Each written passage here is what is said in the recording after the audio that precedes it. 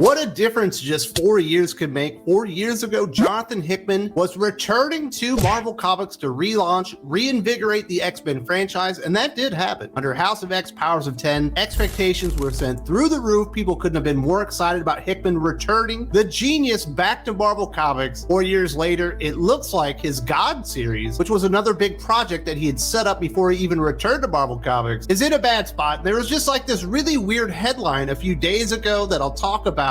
And then I finally figured out why they had to do this. This is from Bleeding Cool. What a writer Rich Johnston is. This is the name of the article. No diagrams in G.O.D.S #1 from Jonathan Hickman and Valerio Schiti. Bleeding Cool has been reliably informed that there will be no charts, diagrams, or back matter essays in the October launching G.O.D.S from Jonathan Hickman and Valerio Schiti, a staple signature in Jonathan Hickman's comics and now made famous to the point of parody. Ultimate Invasion has a few maps and logos filling up the page count, but I am told for G.O.D.S there's none of that, not in the first issue anyway. Instead, it seems the diagrams are being saved for some of the PR. After all, no Marvel Comics title has received quite the PR that G.O.D.S has, with an original page of content in every major ongoing Marvel Universe series intended to lead into the new series. That last bit of the article seems like a bit of an overstatement. Yes, it is getting a lot of PR and they are pushing it heavily, but it also appears that it's backfiring. But I imagine there's been several times that there have been comic books published by Marvel Comics that got more PR than what G.O.D.S is getting. Maybe in modern Marvel Comics, maybe in the last 10 years, maybe nothing has got quite this much publicity and push from Marvel Comics. They probably believe in the product because Jonathan Hickman is probably, at his bare bones, the best writer that they do have. But it's also a $10 issue #1, and it's plus size, and they want you to know that it's plus sized or whatever. It's 60 pages, Wes. Why wouldn't you want to spend $10 on a 60-page Jonathan Hickman comic since you love him so much? And I do love Jonathan Hickman, although it is more of a love-hate thing right now. What he's on, I absolutely love his work, but I also hate a lot of the little tropey things that he does, especially with the diagrams. And, it just left such a bad taste in your mouth. During House of X, Powers of 10, there are plenty of diagrams from Jonathan Hickman, and it's absolutely fine. It gives you a ton of back information, a lot of exposition.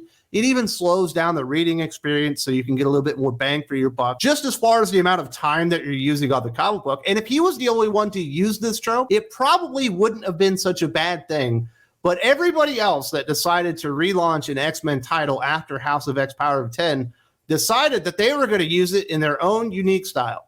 And when other people that weren't Jonathan Hickman, like, I don't know, a T.D. Howard, Vita Ayala, Jerry Duggan used it, like there was like a poster for a nightclub saying that like it was girls' night. That was one of the info pages. We actually had a recipe, I believe, for a sandwich was another info page. Some of the info pages were even just like memos, but really, really short memos. It's like, you are charging me like this is a page of comic book art, and it's obviously not. You're not even providing really any information within it, and now I'm starting to get pissed off. I can only remember Hickman doing that one time, I think, in his New Mutants run.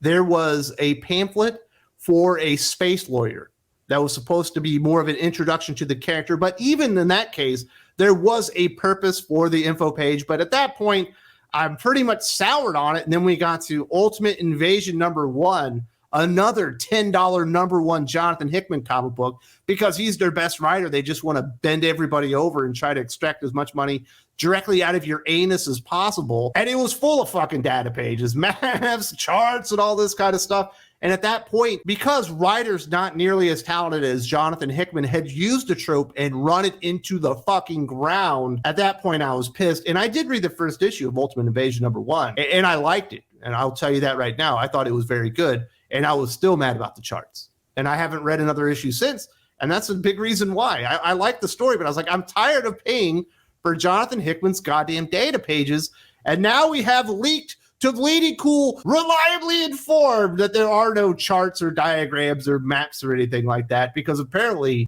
Marvel Comics was hearing this feedback from more people than just me. Sometimes there are things about comic books that bug me, and I don't really bring them up on the channel all that much because, like, I think this might be a me thing and might not be an everybody thing, but it turns out I was wrong. This is an everybody thing. And I imagine the reason he has to call it reliably informed is because people that work for Marvel Comics are like banned from talking to Rich Johnston and actually give him information because he's such a pariah on the entire industry that nobody wants to be officially associated with the guy. So I imagine this is Hickman himself, or maybe Valerio Schiti, or perhaps the editor on the comic book leaking this out because the initial sales for G.O.D.S likely was just really, really bad. And then you kind of get the confirmation to that. There's like a Twitter exchange between Big Bang Comics, which is a shop in Ireland, and Marvel Comics editor-in-chief C.B. Cebulski. And I thought this was pretty funny. Marvel, hearing retailers talking about how Ultimate Invasion #1 price tag kept readers away versus Marvel pricing G.O.D.S #1. Lack of pre-orders plus high price means that I'm ordering G.O.D.S #1 at a 10th of what I ordered House of X #1. Pre-orders even lower than Ultimate Invasion #1. We're going backwards, folks, not forward. And then Marvel Comics editor-in-chief C.B. Cebulski actually responded. Your concerns never fall on deaf ears, but it's 3 issues of content we did not break up at the creator's request. We've tried to make it clear it's 60 full pages of story. Happy to speak about this directly if you like. Things have gotten so bad at Marvel Comics and sales are so bad. They're like, listen, we promise this time on your plus size comic book, it's actually going to be 60 pages of story. It's not going to be a bunch of graphs and diagrams and advertisements for other comic books or maybe teasers about another comic book that's coming back. You're actually going to get the comic book that we say that you're paying for this time. That's how bad Marvel Comics have fallen. And when is the last time any of you remember hearing from C.B. Cebulski about comic books anywhere? He doesn't do fucking interviews. He never goes on to videos and talks about what great things Marvel Comics are doing.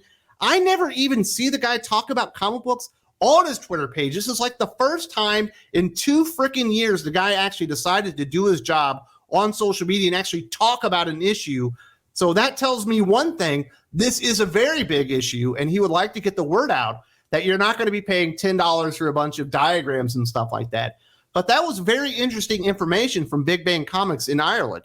They're ordering this at a 10th of what they ordered House of X #1. That is a very bad omen, folks. Yes, House of X #1 was very, very successful, and I think it sold about 85,000 comics initially on the first order, and then by the time it was over, it was well over 100,000 because it just kept getting more and more popular because it was so popular and it was X-Men. But G.O.D.S is not X-Men. G.O.D.S isn't even like Ultimate Universe stuff like Ultimate Invasion. So you have this barrier to people that Marvel Comics right now can't even make a good Amazing Spider-Man comic book. Marvel Comics right now can't make a good Captain America comic book.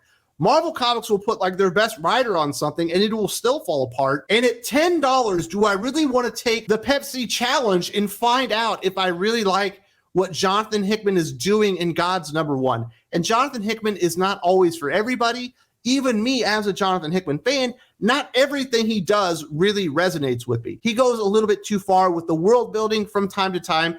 And with the amount of material that's out there related to G.O.D.S #1, it doesn't seem all that interesting. I'm sure that it has a great premise because Jonathan Hickman is a very good creative person. I bet it's got a great concept. I bet it's even written well. But at this point, I don't know that I care about G.O.D.S #1. And after I saw what happened to Jonathan Hickman's X-Men relaunch, and now that I see what's happening with the Ultimate Universe before it's even over, as they're watering that down already, do I really want to, as a consumer, dive in for $10 for another sample tasting of how watered down Jonathan Hickman can be at Marvel Comics? Like, those are already big time barriers in front of it. And, and a lot of people are obviously very annoyed with all the charts and graphs they had to do, and they had to reliably inform Bleeding Cool about this. And then you have Big Bang Comics reaching out to Marvel saying, hey, there's some issues here. I'm ordering a 10th of what I did for your big Jonathan Hickman debut 4 years ago, and I'm even ordering less of this than I did Ultimate Invasion,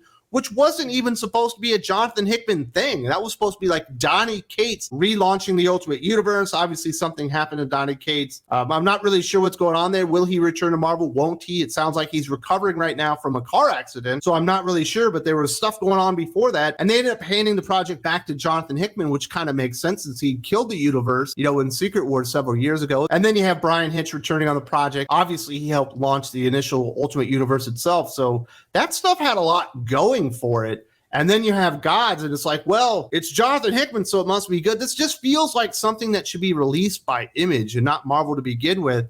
And it feels like they're scrambling just to make retailers, let alone customers, feel like it's actually going to be worth the money.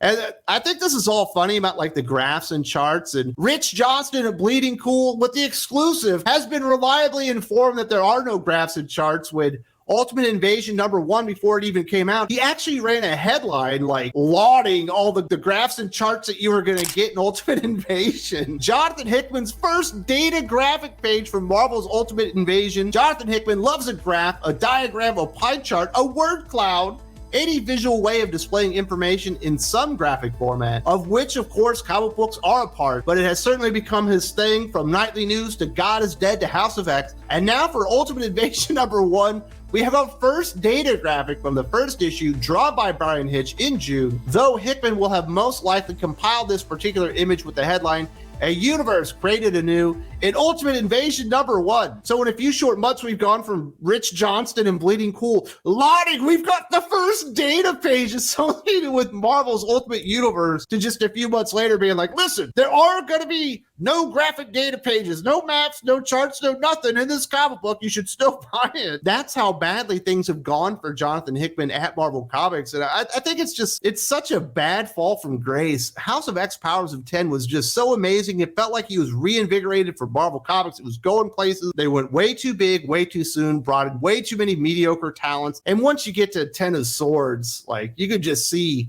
right after that, Jonathan Hickman basically, he might not have officially quit, but that's when he quit. And then obviously a year later, he just leaves X-Men. And it's just been like a dead zombie, like, imprint of Marvel Comics right now. It's dead, but it just doesn't know it. But it like wants to eat your braids or something. And now we've got them getting ahead of the story. There's no graphs, there's no pages. And retailers are telling Marvel, this is backfiring on you. Nobody wants to pay $10 fucking for a #1 issue of a bunch of shit they'd never even heard of. It's definitely not the best idea in the world. I understand Jonathan Hickman wanted to release all 3 issues as one comic book, and you want to honor the creator's wishes, but at some point you got to be like, listen, dude, your reputation isn't quite what it was 4 years ago. People aren't excited about this, and $10 isn't a jumping on point.